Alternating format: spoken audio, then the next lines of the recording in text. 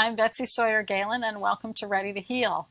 I'm going to tell you about all sorts of alternative healing techniques and modalities. Some of them you've heard of, and some of them I'm sure you've never heard of.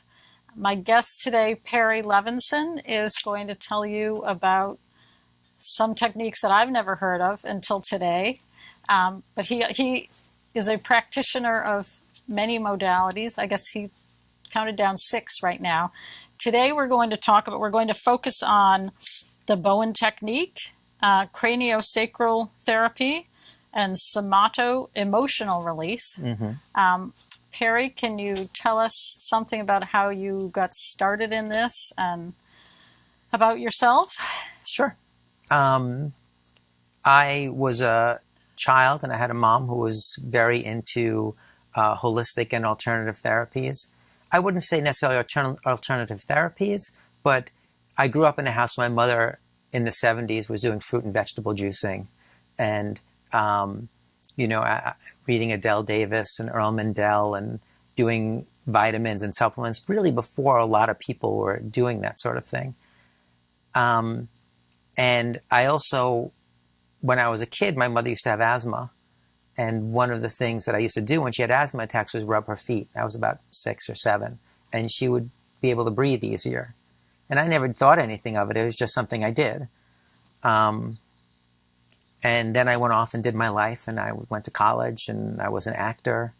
And I had some success doing television commercials, things like that. But I was always the guy people came to and said, "Perry, will you rub my back? You do it better than anyone. Will you rub my shoulder? My neck hurts." And I always liked it. And one day, near my 30th birthday, I was giving a friend a massage, and she just kind of in the middle of that whole thing said, "Oh, you should do this for a living." And it was like a light bulb went off. I could do this for a living? People do this for a living? That would be incredible. I would love to do this for a living. And that's what I did. I searched massage schools and found one that I really liked. And so in 1994, I was licensed as a massage therapist. I went to a school that focused on Asian massage. So I learned Swedish massage and traditional massage techniques. But I learned a lot of Chinese medicine theory. And at that time, I thought, this makes a lot of sense. This is a holistic, preventative system of medicine. I love it. But instead of pursuing my acupuncture degree right away, I waited till I had 2 children and the cost of the education doubled. That's my wife's little joke. Right? So in 94, I became a licensed massage therapist and then went back to school in 2000 and did a master's degree in Chinese medicine and herbology. And so became a licensed acupuncturist in 2003. And so now, you're an acupuncturist, but that's only one of the hats you wear as far as modalities, right? So tell me your other modalities. Yeah, I was a massage therapist first, so everybody gets touched. I mean, unless they really have an aversion, but I haven't met anyone yet who says, "No, don't touch me." So I do a lot of manual therapy. I do massage therapy. I specialize in ama therapy, which is a Korean Korean-based, which focuses more on the opening up the meridians of acupuncture, like focusing on moving down the meridians and trying to open them up. And I really love that technique. That was the school I went to, specialized in teaching that technique. And I had an experience there where when I left the room, the only way I could describe it was that I felt completely hollow. Wow. There was just space inside my body. After you had a treatment? After I had a treatment. And I just said, "Oh, this is it. This is it for me." And it's related to acupuncture? Well, it's based on the theories of Chinese medicine, of acupuncture, and it uses, the therapy is applied to the meridians directly. So it's an alternative to acupuncture for people who are needle phobic. I have a lot of that in the practice. People come and they're nervous. And there are a lot of ways. And you offer that as something they could do instead? Yeah. I offer that. Another thing I do for people who have trouble with needles is I use ear seeds. There are seeds that we put in the acupuncture points in the ears that people can stimulate themselves between visits to kind of help keep the therapy going. They're seeds? They're called seeds, and that's what they are. They're Vicaria seeds on like tape. and you just tape them Oh. into the points in the ear. They stay on for several days, and when they're done, they fall off. Oh, But interesting. I put those on the points, and then I have pediatric needles that are very, very fine. So people who are adults who are afraid of needles, I would start with seeds on the points and press them so they could get the idea. And then maybe I would do some seeds and some very, very fine needles, and then eventually move them to. And now I know we weren't going to talk about acupuncture quite yet, but since we're into it, I just wanted to ask you, you said you have pediatric needles. Does that mean you do acupuncture for kids as well? Yeah, yeah. I think And that's my something you youngest is 3 don't months. come across very often. Do you? Is that something that most acupuncturists do? Most don't. Yeah, that's... Most are a little nervous. But I'm the father of 2, and you know. And do you find it any more difficult or challenging doing this with kids, or? No, it really depends on, I mean, it's like anything else and any other skill set. It depends on your comfort level with the different populations of people that you work with, right? And I like kids, and I have generally good rapport, and acupuncture with kids is different, because with adults I can put 10 needles in and leave someone on a table for 20, 25 minutes, checking them, and oftentimes, manipulating the needles. But with kids, especially the little ones, the needle goes in and comes out, because kids are much closer to their pure energy state. They respond a lot quicker. Oh, interesting. Right? By the time they get to adulthood, you're just much denser. Yeah. Right? And fixed mentally and often physically. Right. So it takes more. Kids respond quickly. Yeah. Yeah. Interesting. And when my kids were little, I also used, like a TENS unit, like a muscle electrical stimulation. Oh, I don't know what that is. Yeah, basically they use electrical stimulation, like current through muscles, to kind of help trigger relaxation. And I have a unit that I hook up to the needle sometimes to help open up the pathways. And it's just a very gentle electrical current. But with the little ones who kind of see the needle and go, no, I use cotton balls. And I just stimulate the points with a little electrical current, because it's all energy anyway. Right. Yeah.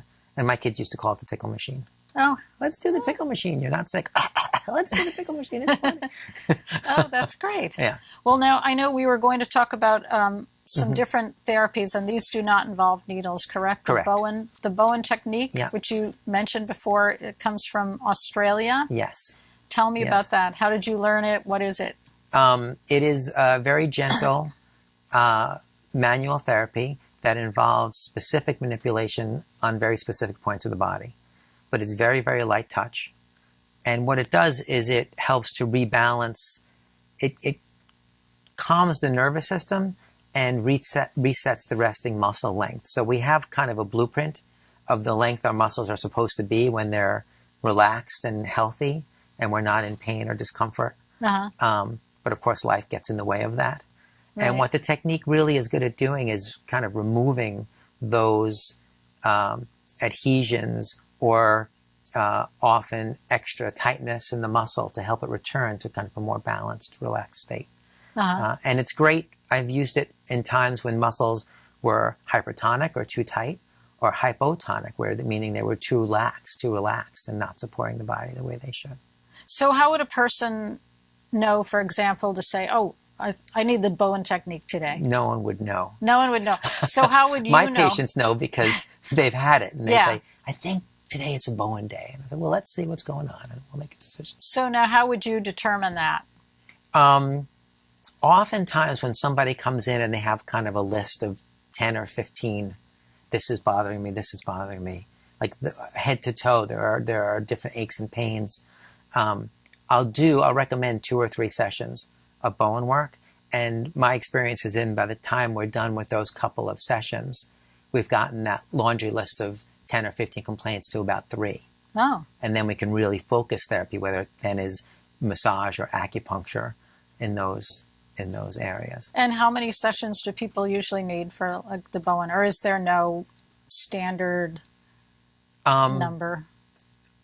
Mr. Bowen, when he worked, he would say that people needed to take about a 5 to 7 day break between sessions with no other body work in between.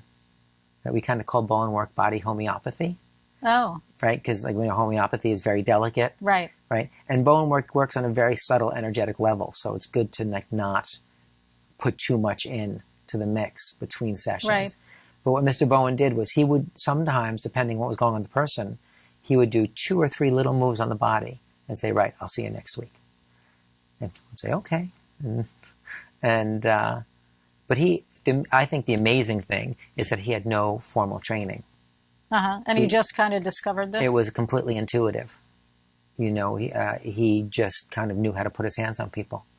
And after a time when he was trying to get people to understand what he was doing, he started to study anatomy, and he started to study some Chinese medicine, and he started. So he knew himself what he was doing. So he knew himself, and so he could explain it. And then he taught a couple of physical therapists and a few massage therapists in Australia through the 70s.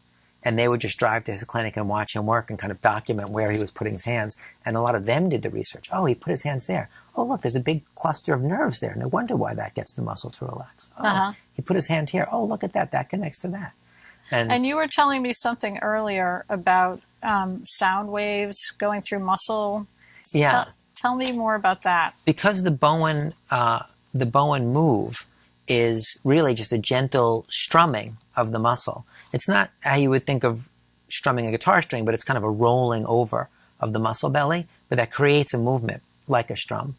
It creates a vibration that's similar to a sound wave. And those sound waves kind of behave like a tsunami would behave in the ocean, right? So tsunamis basically, when you have that kind of a wave force, when they pass through each other, they actually don't diminish each other. Right. In general, if you have 2 waves that kind of hit each other, they might cancel each other out. But that kind of wave force actually can pass through and actually get stronger the further it is from the source. Oh. Yeah. So when we're doing points on the low back or doing little bone moves on the low back, on the upper back, we do points on the legs, really anywhere on the body. What we're doing is creating these little, in essence, sound wave that then travels as we're directed. A lot of it is intention. Right, where we want it to go. And a lot of it, I personally believe that we create this energy and it kind of hitches a ride along the acupuncture channels because they respond, right? They have a low electrical conductance. So if you create an energy in the body, they'll respond to it. So I think they kind of hitch a ride. That's my theory.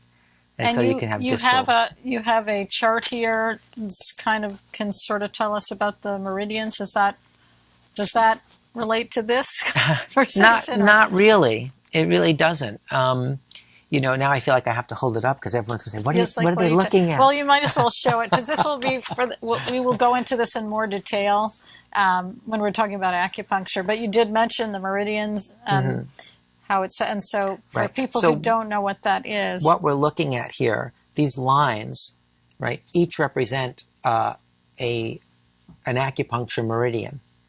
And there are 12 meridians, 12 primary meridians, and each one relates to an organ system. So there's a lung channel, and a kidney channel, and a urinary bladder channel. But Asian medicine doesn't think of the organs the way we do in Western medicine. And we can't really get into that because there are books written. But you can see these 2 lines here. Actually, both lines represent the urinary bladder channel, and here is the small intestine channel, right? And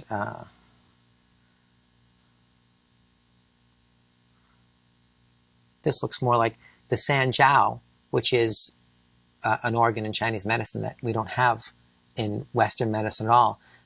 San means 3, and jiao means basically spaces or burners. So there are 3 places in the body where transformations happen. Right? Is that the triple burner? The triple burner, right. So below the belly button, between the belly button and the diaphragm is the middle burner. So below the belly button is the lower burner. Between the diaphragm and the belly button is the middle burner, and then everything above is the upper burner. Right? So you can have diseases of the different burners, and there's different ways to access them. But the Bowen work doesn't necessarily use acupuncture theory. I just happen to think that the channels are there, and it kind of is opportunistic and says, "Oh, I'm just going to hit your eye." And how did you start incorporating that into your work? I was a massage therapist working for a physician in New York, and he brought over a couple, a husband and wife, and she was a physical therapist and an acupuncturist from Australia, and he was a massage therapist and an acupuncturist, and he also did Bowen work. So he started to say, "You really have to learn this. It's this fantastic stuff." And I said, "Yeah, it looks cool. I don't know. We'll see." He goes, No, you really have to learn it. But I watched someone who had ankylosing spondylitis, which is a degenerative disease of the spine. Connective tissue, right? Connective tissue in the spine. The spine actually starts to fuse. Uh-huh. So this fellow was in his early 20s, and he came in for treatment almost every day. I mean, he did. But his posture was such that he was kind of twisted and a little bent, and his head was kind of bent. And this is kind of how he carried himself. And Ross, who was the therapist from Australia, was doing a combination of acupuncture and Bowen. And then he started to get into doing really specifically Bowen work on him. And that happened for a few weeks. And this fellow came into the office and he said, I had a huge day. And we said, what happened? And he said, I saw the telephone pole at the end of my block when I left my house. Huge, because what he was used to seeing was his feet. Right? Uh-huh. So things had turned and straightened enough that he could see down the block. Wow. Right? And I could see the difference in him. I will say also to his benefit, I don't know anyone who's worked harder. I mean, he worked out constantly trying to keep his muscles strong to slow the degeneration and support. But that alone wouldn't have made the adjustment. Right. You know. And years later, he became a massage student of mine. Oh. And has recently become a licensed massage therapist himself, which I thought was a great full circle for him. But once I saw the change in him, I was like, all right, I have to learn this stuff. This is pretty powerful. Right. And it's been a great tool. It's been a really great tool. It surprises people. I have a lot of people who come in and I explain to them what I'm going to do. And they lay on the table and I say, now I'm going to do 2 or 3 little moves. It's not going to feel like a lot. I'm going to leave the room for 2 minutes to give your nervous system a chance to process what I just did. And then I'm going to come back. And I'll do another couple of moves. But invariably, people say to me, come on, you're not doing anything. What are you doing? I say, shh, trust me. And invariably, they get off the table at the end of the session and say, oh my God, it didn't feel like you did anything, but I feel completely different. Uh-huh. Oh, wow. You know? Wow, that's great. Yeah. I wanted to ask you about another modality that we mentioned earlier, which was the somato-emotional release. Yes. What is that? And how do you do that? Very carefully. So somato-emotional release, right? The soma, the body tissue, right? So somato-emotional release is based on the theory that our body stores memories, right? And it stores emotions. Sometimes something happens, we don't have a place to put it while it's happening, or we need to push it down somewhere, or it's so traumatic that we can't process it, right? And it kind of ends up in our body somewhere. But then all of a sudden, years later, it's like, oh, I have a backache. Oh, I can't get pregnant. Oh, I have fibroids, or whatever it is. So it becomes kind of this stuck energy. And so what somato-emotional release does is it uses basically I learned it as kind of a continuation of my training in cranial sacral therapy. So we kind of use the cranial sacral work as an entree into the body's world. And then once we're there and someone becomes relaxed and I'm familiar with kind of how the tissue feels, we really open up a dialogue with the body. So it's using imagery. I may ask someone to use their senses and feel into the area that hurts and just tell me what they sense, right? Not limiting to what do you see, but it could smell. It could be a certain smell. It could be a sound that comes up. It could be anything. And I try to keep people's minds as open as possible. And then once we have an image that we're working with, we kind of explore it. So my job is to constantly get out of the way, not to say what I think it is, and just keep trying to help the client learn the language of their own body and come to some resolution. It's interesting. I had a woman who had hip pain once, and it just wouldn't go. And we did some somato-emotional release work, and her body said, she talked about hating her job, and her body her hip basically said to her, "You're refusing to move. Uh-huh. You're refusing to move, so I'm going to make it difficult for you to move." Right? Basically. And she said, "What do I have to do?" And I said, "Get your resume out. Like, move. We're miserable."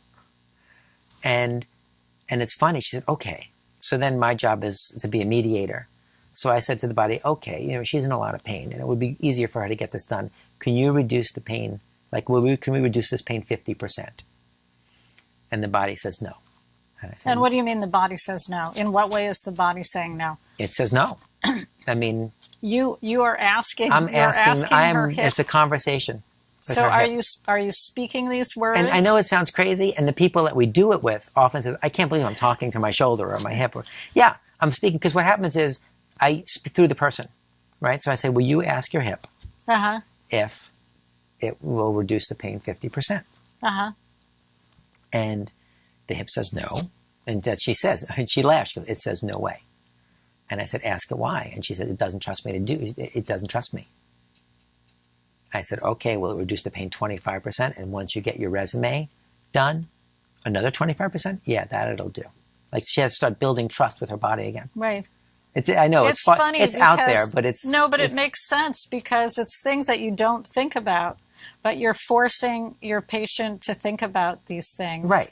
And then they can actually answer. They can actually give you an answer for it, but it's not on a conscious level until you bring it to a conscious level. Out of the soma, right? Yeah. And is she really talking to her hip, or is it like her? Are I giving her permission to allow her subconscious to come through the form? To release it. I don't really care. It's effective. Right. Right? But it's funny, because people go, "I can't believe I was just talking to my leg, and this is what it told me," you know. But it really becomes mediation, and your body is not your enemy, and we're all on the same side. And this is it's part of you. So of course it wants you to be healthy and happy and moving in the direction in your life you want to go. Right. I've had people who have had asthma, and we've done some somato-emotional release, and they've actually been in the womb taking the umbilical cord off from around their neck. Wow. That kind of thing, like rebirthing. It's fun. It's really wow. So does a person need to know which of these modalities they need when they come in, or do they just tell you what's bothering them and you intuit what they need? Is that how it works? Yeah, I mean, it's a combination. Some people will call and say, "So-and-so had Bowen work with you, and they told me it was really cool, and I needed to call you," or cranial psychotherapy, or whatever. Or I get a lot of referrals from reproductive endocrinologists for acupuncture, because I do a lot of acupuncture work in the field of male-female fertility and women's health. So I get a lot of referrals in that way for acupuncture. Those people come to me, and they know what they're coming for. And, you know, they don't always know that they end up having a somato-emotional release somewhere down the line. If I never force anyone to do anything. It's constantly, I think I said to you when we were speaking earlier that I'm more like a Sherpa, right? So you set the destination, right? You want to make it to the top of Everest. I'm a guide, right? So that means we might have to jog left. A path is closed. We have to double back, right? It's a journey, but we take it together. Right. And I'm there to do some of the heavy lifting. Awesome. But you have to do some too. Right. I'm sorry we have run out of time. Will you come back for another session? Because we only just scratched the surface here. Sure. I'd be delighted. I just want to thank you, my guest, Perry Lavenson, and we'll see you next time. I'm Betsy Sawyer Galen. See you on Ready to Heal. So here we are with my guest, Perry Lavenson, and he's going to do a demonstration right now on me as the guinea pig for the Bowen technique. So take it away, Perry. Okay, thanks, Betsy. So what we're going to do is just part of the technique that's called the basic relaxation moves for the lower back. And the lower back technique, excuse me, involves just that, relaxing the muscles of the lower back. Right? Bowen is a very gentle technique. What I do is I find the belly of the muscle, right, the part where the muscle is the thickest, and just with very little pressure, like how's that? That's very gentle, isn't it? Very gentle. Yeah. I take the slack off the muscle, roll around to the edge, and gently challenge it. Right? What this challenge does is it starts a conversation between the cells in the muscle called the proprioceptors, and those tell your brain where your muscle is in space and the muscle itself. And once we have that established, we just make a slight little rolling move like that over the muscle. And then we do the other side. And what that does, very simply, is the brain then says to the muscle, I thought I was lying on a table, but I'm getting stimulated. I'm getting a signal. What should I do? And the brain says, you are lying on a table. Relax. So bone work helps to restore natural resting muscle length. It's really great for all kinds of muscle aches and pains. So those two moves are the first of the basic relaxation moves of the back. Not super dramatic. How did it feel? It feels good, and I wanted to ask you more about the muscle length. Like, what does that mean, the muscle length? Well, when a muscle is unimpeded, right, when it's not spasmed or tight or too loose even, it has a healthy, natural resting length. And what bone work helps the body to do is refine that natural resting length, which brings greater comfort and ease of movement.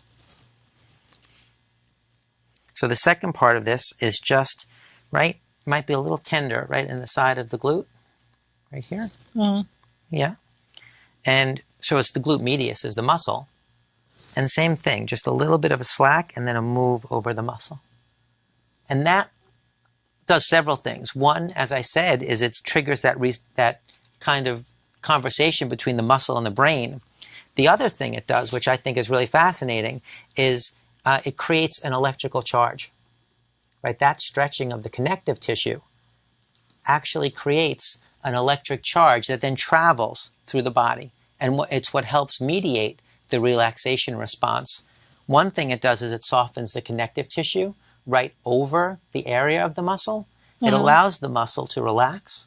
And then over a period of 10 minutes or so, that connective tissue becomes firm again. And it becomes firm at a more relaxed tension level, more natural.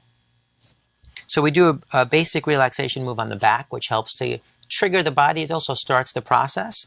And then we can move right up into the middle back and upper back here. And it's the same type of thing, just a little move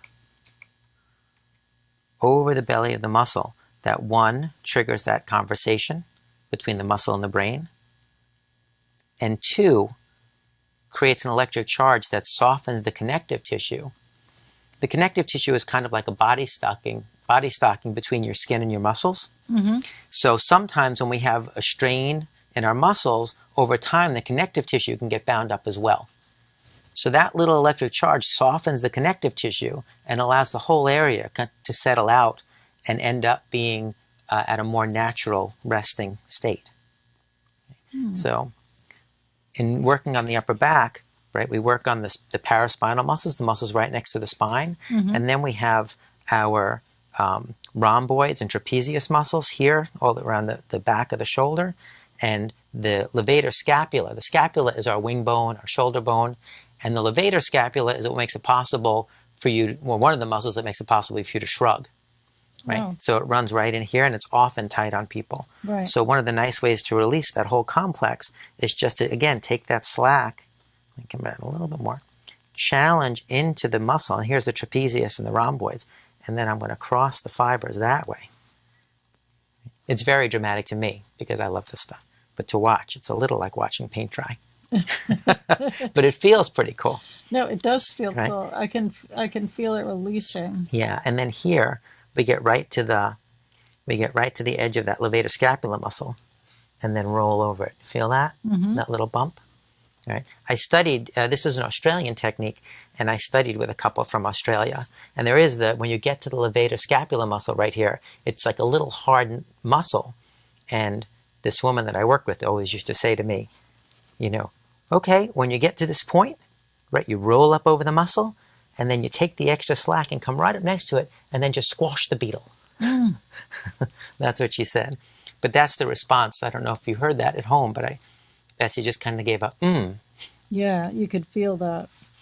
It's just a nice whole body vibratory response. So each one of these little moves actually creates almost like a sound wave in the muscles, right? It creates a vibration. And those vibrations actually can pass through each other without diminishing. They're almost like mini tsunamis in the body. And so they're really great at erasing tension and resetting muscle length.